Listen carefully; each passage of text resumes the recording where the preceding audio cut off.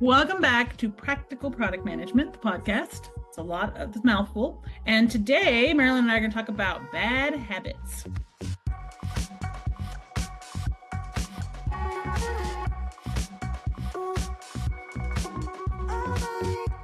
So I'll start with my bad habit. So when I was a young product manager, we were talking about what our worst habits were before we started this, and I was like, "Oh, I had some good ones," but I think there are two that I would stick with. One was that I really, really, really hated like all of the detail work that went into writing like a user story. I was like, we'll figure it out when we get there, and I would just sort of write a great user story, but none of the like acceptance criteria or any of that, and my team would be like, what does this mean? And I would not remember. So that was a bad habit because it would be months later and they'd be like, what did you want us to do here? I don't know. I don't even remember what I wanted you to do. So that's one. The second one that's probably more important and one that I still have to work with myself on is, I always came with an opinion and I didn't always hold my opinion loosely. I often was like, this is my opinion. And by opinion, I mean, do what I want done. Do this thing this way. And I was always sort of driving. I wanted to drive the team in a direction and didn't like it if they wanted to take a detour. And I could get really worked up and struggly. So I would say those are my two. I think I'm better about both of those things. I mean, I don't write user stories anymore. That's how I got better at that. But I think I'm better at detail and I'm better now at holding things more loosely. But those I think are my, like, as a product manager, all of the people I worked with, I'm sorry. That's probably I apologize. This is a public service announcement. I apologize for all of those years that you had to put up with my shit. What about you? What do you think your bad habits are? I think I have bad habits all the time. I think that I get better at surrounding myself with people that can tell me the truth. Yeah. But I agree with you. Early on in my career, I just thought I knew best. And I was very solution driven. And I remember sort of like, we'll talk about Gino on our podcast and we'll have him on eventually so y'all can meet him. But Gino is the master of why.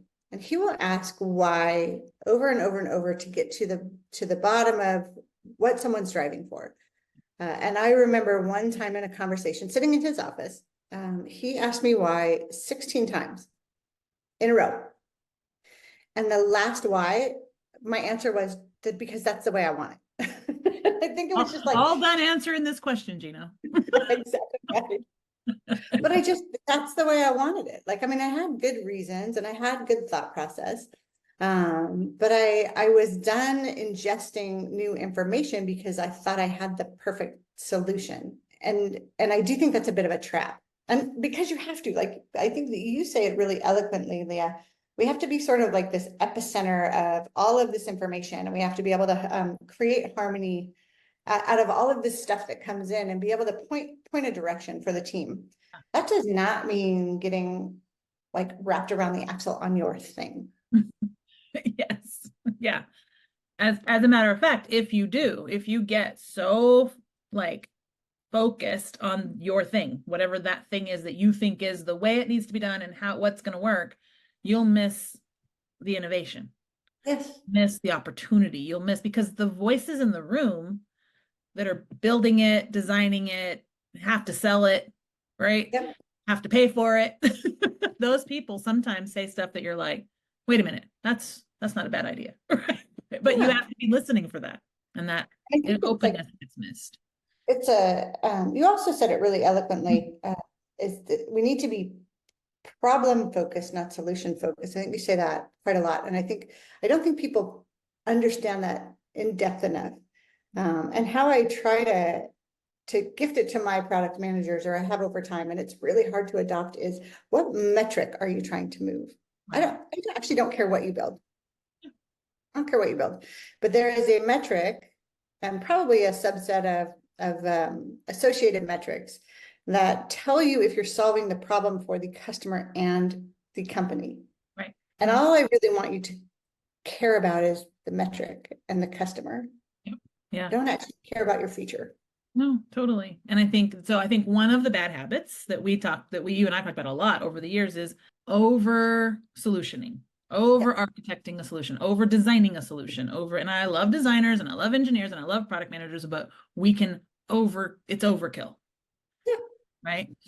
And how we can sometimes come to the table. I think it's a bad habit to not think in simple to complex instead of complex to simple. Like this big problem we're going to solve. And it's like, are you solving this or are you solving this? Solve this and then build to that, right? Yep. But I think we can over engineer our solutions a lot. Yeah.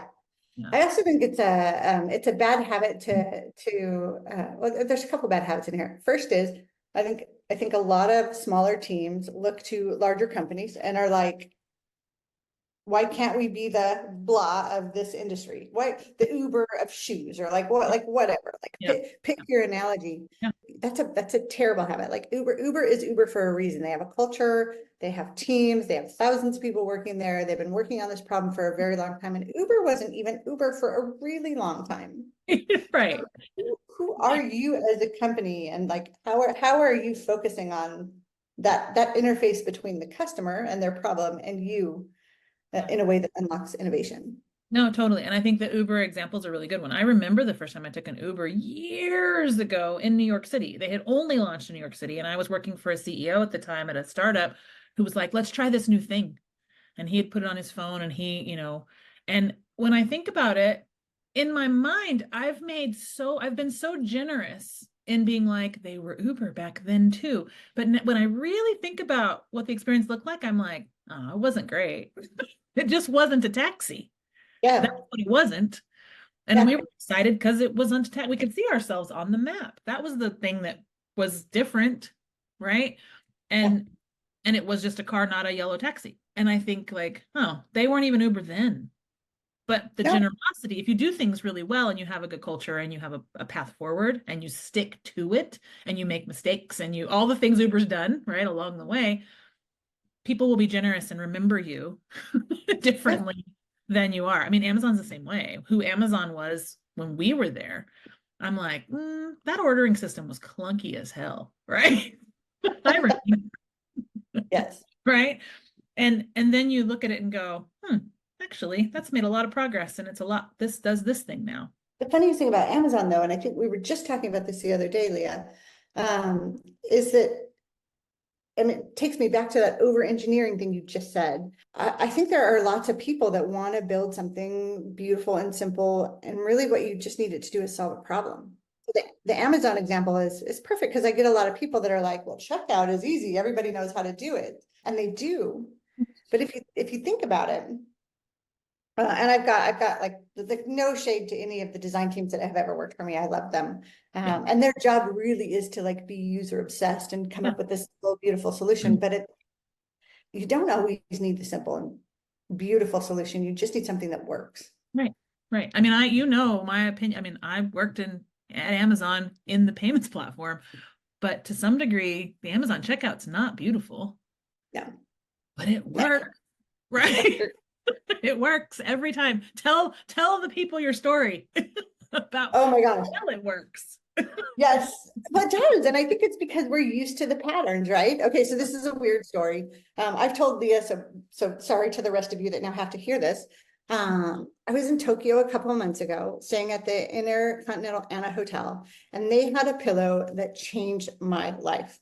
And I'm not overstating this. I would actually advocate that you fly to Tokyo and stay at this hotel Grab just the to try. pillow, right? It's like a feather pillow on top, and the bottom of the pillow is these little plastic beads. And I fell in love with this pillow. It's the best sleep I've ever had in my life. I went downstairs and I'm like, you have to sell me this pillow. And they're like, oh no, sorry, they're specially made for us. We can't sell you the pillow. And so then I seriously considered stealing this pillow. You're like, what clothes will I leave behind in order to take this pillow It home? would have been my whole suitcase. It was a huge pillow. And I'm sure they make them a little oversized just for this reason.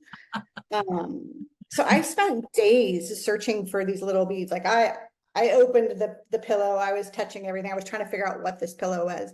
It's a product called Colma beads. I finally found it on amazon.co.jp. I speak no Japanese. I'm on my phone. I'm on a screen this big. I find these stupid bead pillows. I created an account on Amazon.co.jp. I entered my shipping address, no problems, all in Japanese. I entered my payment method. I checked out. I bought a pillow. I paid 3 times more than the pillow for shipping. That's an But important, and that's worth it. I did all this in minutes because the UX was intuitive. It wasn't beautiful. It was, to your point, it's ugly. Yeah. It's wordy, it's clunky, but I know that this is where the CVV code goes, and I know that this is what has to happen if they need me to re-enter my credit card number because it's been too long. And I know, like, I know where my address goes. I know all of that. I did the same thing when I went to Germany. Like, I never translated Amazon DE, right? Never. I just put the things in where they went because I knew how it was supposed to work. Yeah. And when I moved to the UK, I also didn't have to translate it, even though I don't speak good English. All this extra if you ask them, I don't speak English.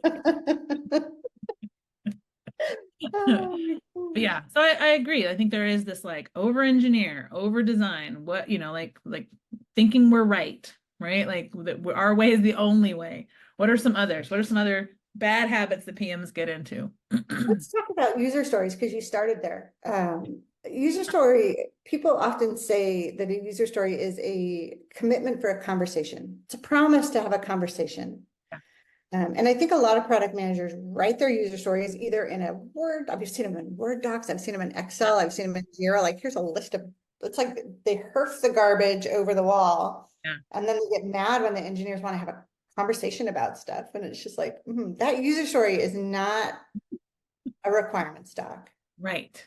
And I think, this goes back to sort of our framework conversation too. Like, I think, I like Scrum. If I'm choosing, I want points. I like Scrum. I like the ceremonies around Scrum when I'm the product manager. But if my team says we want to run Kanban or we want to run some hybrid version of what we call Scrumban, right? Or whatever. Okay. Like, because the frame that particular methodology, the build methodology is a means to a conversation. And if you get evangelical about how you want it done, you will alienate your team. Yeah. If they say, we could actually go faster if you would just let us do this. And you're like, nope, we have to have points. It's like, has to be my way. Calm down. It's just, hey, you can have points. You can, okay. And then they'll just make them up anyway. They'll be like 3. You're like, okay, why? I don't know. Right. 14. Not even a Fibonacci number. Exactly. And so it's like, I do think that we can get, so again, I think it goes back to the same bad habit of thinking your way's the right way, right? But we can get so like laser focused on like, I like to do things this way that we're not like, okay, what will work best for the team? Yeah. I also think that not everybody has to be the same. And I think there's this notion that everybody in the company must act in a homogeneous manner. Yes. So at a large financial company that I shall not name that was in New York, we actually had on your CV if you go look at your LinkedIn profile. Yeah, that one. Their logo was like red and yellow and gold, but yes. We actually had teams that were more efficient in waterfall because their customers could only accept changes a couple times a year, and they needed to be well documented and delivered months in advance. Yeah, Scrum is never going to work for that use case. Nope. You can maybe deliver iteratively, but what benefit does that framework give to the team? Yeah, it doesn't, because you still have to run waterfall. So you've got all the ceremony of Scrum and all the ceremony and process of waterfall. And it's like all lumped together and so. Yeah, totally. It makes total sense. What you say makes total sense to me because like I worked in health tech building telemedicine platforms, and we ran waterfall on the hardware because we had to. Hardware has to go that way in that very meticulous hardware space. And then we ran like some version of Scrum on the software. Actually, we ran pretty strict Scrum on the software because I was checking velocity. And then we had as a team, we had to marry those things for delivery. And it can be done. Yeah. But it takes Yep. thought. How am I going to bring this cycle together with these cycles, right? But that's part of the job, right? Is the ability to do those Yeah. things. I think you're absolutely right. Like you can just get like, there are times when something else makes sense, right? Or Yeah. when putting two people in a room and saying, figure it out, build it. Like Yeah. that can also make sense. And there's Figure no it out. methodology that says like that fixes that when you say, here's a problem. Can you guys go away and make that happen? And they go away and then they come I've back and actually had some of my best and most innovative solutions were just two people going to yeah, figure out a problem. right, Just two right. people. All right. How about the bad habit of not talking to anybody outside the building? That's terrible. I often will tell people, anybody with the badge of the current company that we're in, that their voice and opinion doesn't matter. I Yes. don't care. And they're like, but we haven't talked to anybody else. And it's just like, well, then you, my friend, are screwing up. Yeah. You're screwing up. Yeah. Go out and ask questions. Oof. And it can be, I think it's something you have to learn how to do early in your PM career because you need to be able to do it always. Yeah. And it is hard sometimes for those of us who swing into the introvert space a bit, right? To be like, I have to go out with these pieces of paper and do wireframes and, or I have to, whatever your means is to going out and Yeah. talking to other people, you have to. You have to. And there's lots of excuses like, oh, the business doesn't want us talking to customers, or this group doesn't want us talking to customers, or, oh, we can't. And I'm like, well, you own the interface. Yeah. You can go talk to people on the street. Like there are lots of ways to talk to people. Why are we letting someone else stop us? If our job is to ensure that we're creating the most value for the company with the technical solutions that we build, why are we allowing ourselves to be stopped? Yeah.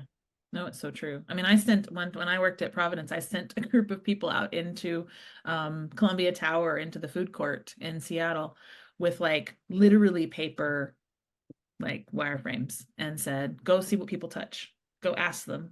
If you start here, what would you do? And they were like, this is gonna be horrible. And I'm all, yeah, it'll feel horrible. You're right. Go do it. And I did it too. Like I went to, and I also was like, this is horrible. I hate talking to strangers. Right. But we got information we needed. Yeah. And it changed what we built. Like literally what happened that day in the food court changed what we did because we Yeah. were in our own little echo chamber of how it should work. And people were I mean, like, I don't know what to do here. And I'm like, oh, okay, that's what I thought.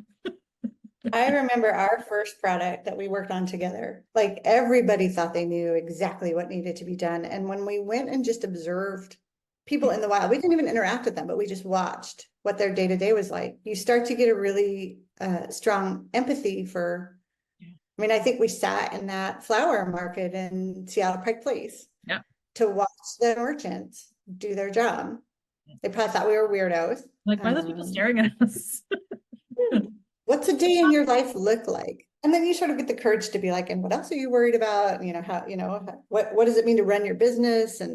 But that level of understanding, and really it's your job to bring that back to the team. For sure. No, 100%. I totally agree. What about the bad habit of not telling the truth when things are about to go wrong? I mean, that one is one that just ruins teams and ruins product managers. I think I learned that one the hard way really, really early on, and I am nothing if not brutally honest right now. If we are red, I'm going to say it early. If we're running behind, I'm going to say it early. Like people, I think I get a fair amount of crap in my job now because I'm amber a lot, and there's a lot of teams that are always green. They're always green. You're not green. Right? There's no way you're green. Well, and I don't want to tell them that. Sometimes they're green and they have a dependency on me and I'm red, and I'm not quite sure how that works. You're like, that's interesting. Yeah. But someone's either not connecting dots or yeah, no, I'm the first person to say like, hey, there's unknowns and there's risks, and I'm managing them. Right. but don't ever lie. Like, just don't ever No, lie. no. I remember Matt Swan saying, like, there's no light green. You either are green or not green, right? Yeah. There's You no can't like, be dark green or light green. Like, don't try to convince me it's light green, right? It's like green trending to yellow. Just be yellow, right? yeah, Like, just say what you say, tell the truth, right? And I've even, as a leader, I've told my teams, like, I will have hard conversations yeah, if you will tell me the truth. But I will make you have hard conversations if you don't tell me and we get to the end and then it's like, oh, someone's got to tell them. Go ahead. yeah. We're going to be another Tell me. quarter late. Yeah. Right? But I will absolutely take the bullet for we're going to be late. Yep. What we learned. This is why we're going to be late. This is what happened. If you'll tell me, but if you don't tell me, good luck. I don't Yeah. know how to support you in that. The other side of that is not allowing the team, the TPM and the engineering leaders to set the when is this going to be delivered. I think there's this like, I don't want to call it like beating people with dates, but it's beating people with dates and just being like, this has to be out on June 2nd. Because there really is only two other things that can flex. It's scope and Yep. resources. Yep. Sometimes more resources don't help. But you don't just pick a random date and then beat your team into submission and force them to get something out on a date. Like that is the worst bad habit. Yeah. Yeah, yeah, totally. And agreeing as a product manager, I think product managers often get squeezed between someone, a boss, a business, someone saying it has to be ready by May 31st, and the team saying we can't build it until August. Yeah. Like when we're ready. And you're like, okay, I'm gonna tell them May 31st though. And it's like, no, no, no, don't do that. Yeah. And now your team doesn't trust you, right? Yeah. Or you just agree blatantly with your team saying we can't have it ready till August without interrogating their details. And so then you Yeah. just these people August and they're like, not no, that's an Yeah. unacceptable. And so you have to be a master negotiator, but you have to go in and actually interrogate why do you need it on May 31st? And why Yeah. can't you build it till August? Right? Yeah. And if the two things are still true, then now you are the keeper of the cut the scope scalpel, right? Or Like, can you have resources? Is it possible right, in this instance? I exactly. am. I think that negotiating point is really powerful. And I think that is the like, exactly what do you need by this date? You don't need the feature. You need something to happen. And then how, if it's not deliver this feature, can we make this something start to happen by May? And maybe it will not finish happening until August. But again, this is where practicalities matter. This is the practical side of product management. It's not feature delivery. It's No, not feature delivery. yeah. Features don't matter. No, and you're absolutely right. That's where it gets really like, how do you, how are you very practical in saying like, okay, we need to tell the truth. We need to be willing to tell the truth. We need to be willing to look at our reasons, look at what's happening, look at, like, and you have to be willing to ask lots of questions. It's the job, right? Yeah. I became a coach because I learned how to ask questions as a product manager, right? I coach people and ask questions all day long. Huh, I wonder how I learned how to do that. My Product whole management. life has been asking people questions. So, yeah. I do think that perhaps one of the things that drives a lot of these bad behaviors is some of the flip anecdotes.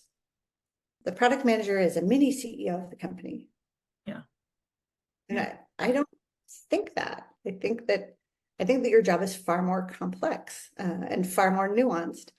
And I think some of those like little statements that are great to put on a t-shirt or a pair of socks, like really, again, when they're not practically applied within the framework of a company, just turn into really bad toxic behavior that means that you don't deliver on time, you're always late, you're not actually moving the company metrics. You can spend a lot on engineering and get limited value out of it.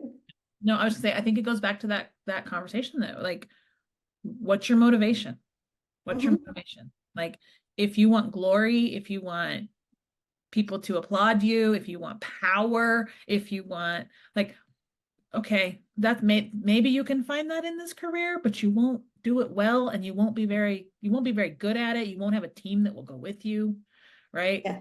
might not be very well liked, right? No, But, and that's fine. You don't have to be well liked, but you might not even be good at the job, right? yeah, Because your motivation is something that is not about it being in service to the customer and in service to the company and the team, right? yeah, I felt like when I moved into leadership, I felt like I was constantly in this balancing act between what's good for my customer and what's good for my team, and trying to make sure I didn't take advantage of these people to give these people a solution, right? And yeah, so how do I make sure that they're cared for so that I can get something in the hands of the customer that is good? yes, And that's the job. I was the one, now this was my product, and I was the one managing the tension between how hard can I push these folks and what's good for them and what's the right culture for them and what are we trying to do so that I could get something in the hands of the customer that I really was like, oh, I'm so excited about this, right?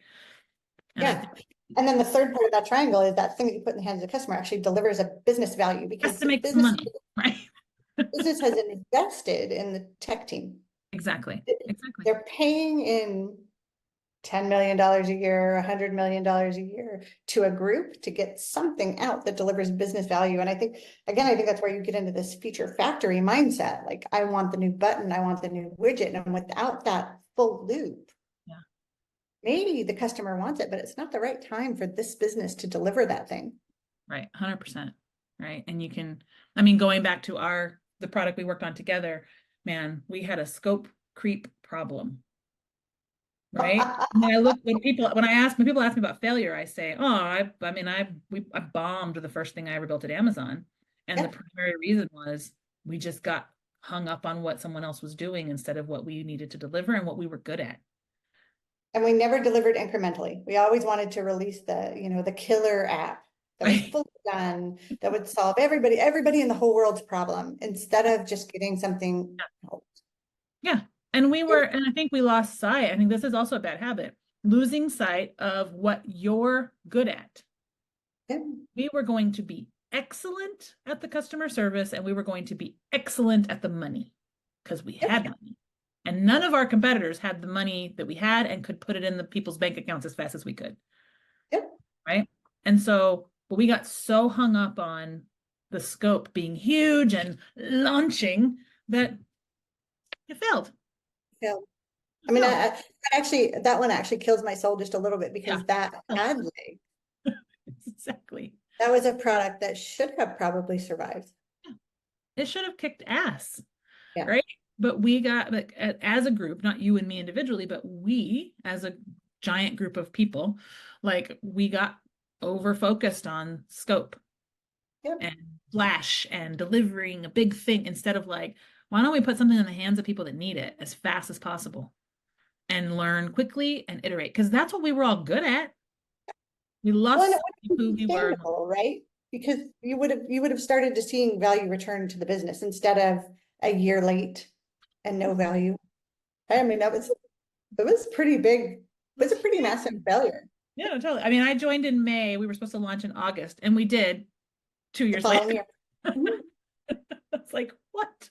Yeah, Oh, because we just couldn't say no. yeah. Yeah. I mean, I re-platformed twice. Yeah. It's Uh, painful. it's, And, it's like, those of you who are watching that we still feel pain about that thing. And it's not about being in love with the solution. We were in love with the problem and what it could do. And the funny thing is that problem still exists. yep, true. We can still solve that one if they want us to, right? But you got to give us 2 engineers and 1 Gino and leave us alone. Can we have 5 engineers? Yeah, okay, five engineers and a designer. Because I don't want you to have to draw the wireframes because I'm not doing it. I mean, everything I drew had kittens and puppies in it. That's all I'm saying. We need at least a good designer. We need a Julia. We need a Julia. Awesome. Well, any other bad habits you want to touch on before we end this? I think this is a pretty good list. I would say to everybody watching, there is a form at the back of our website. Talk to us about the bad habits that you see, and let's find practical ways around some of these bad habits for other folks. Yeah. I mean, the good news is that you don't have to stay in the land of bad habits. Bad habits can change, right? You just have to take a different step. You have to make a different decision, right?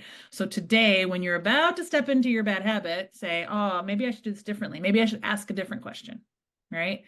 Maybe I should make a different decision. Maybe I should ask someone else what they think we should do. Like, walk away from your bad decision into a new decision, right? Yeah. And to Marilyn's point, like if you are stuck in a bad decision, send us an email or a message on our website, and we're happy to talk about that and help you sort through it, or we'll make it a whole topic in case if it's that big a deal. So very cool. All right, Marilyn, thank you. It was good talking to you, and we will see everyone in the next episode. Bye.